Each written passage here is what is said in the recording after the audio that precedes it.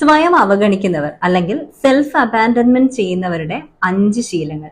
ഒന്നാമത്തേതെന്ന് പറയുന്നത് ഉറപ്പായിട്ടും മറ്റുള്ളവർക്ക് എന്താണ് വേണ്ടത് എന്ന് തിരഞ്ഞുപിടിച്ച് അത് ചെയ്തു കൊടുക്കുന്നവർ ആയിരിക്കും ഇവരിൽ ഭൂരിഭാഗവും. രണ്ടാമത്തേത് തങ്ങളുടെ ഫീലിങ്സും ഇമോഷനും ഒക്കെ അടിച്ചമർത്തി ഇങ്ങനെ ഉള്ളിൽ ഒതുക്കി വെച്ചിരിക്കും.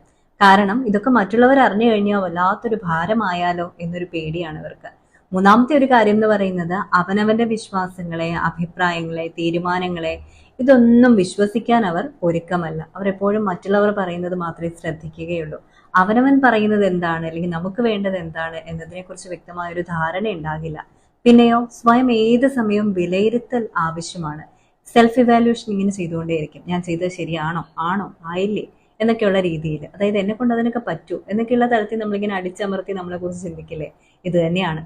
പിന്നെയുള്ളൊരു കാര്യം എന്ന് പറയുന്നത് അവർക്ക് അവരെക്കുറിച്ച് വ്യക്തമായൊരു ധാരണയില്ല. താൻ ആരാണ്, എന്നെ കൊണ്ട് എന്തൊക്കെ ചെയ്യാൻ പറ്റും, എന്തൊക്കെ കാര്യങ്ങൾക്ക് ഉപകരിക്കും, ഇതൊന്നും അവർക്ക് പ്രത്യേകിച്ച് ധാരണയില്ലാത്ത കാര്യങ്ങൾ തന്നെയാണ്. അപ്പൊ അതുകൊണ്ട് ഇത്തരം 5 ശീലങ്ങൾ നിങ്ങളുടെ സ്വഭാവത്തിൽ ഉണ്ടെങ്കിൽ നിങ്ങൾ സ്വയം അവഗണിക്കുന്നു. സെൽഫ് അബാൻഡൻമെന്റ് എന്ന് പറയുന്നത് അത്ര നന്നൊന്നുമല്ല. കുറച്ചെങ്കിലും ഒക്കെ നമ്മൾ നമ്മളെ ഒന്ന് സ്നേഹിക്കണം. എങ്കിൽ മാത്രമേ ഈ ലോകത്ത് പിടിച്ചു നിൽക്കാനായിട്ട് സാധിക്കുകയുള്ളൂ. അല്ലെങ്കിൽ മറ്റുള്ളവർ എപ്പോഴും നമ്മളെ ഉപയോഗിച്ചുകൊണ്ടേയിരിക്കും.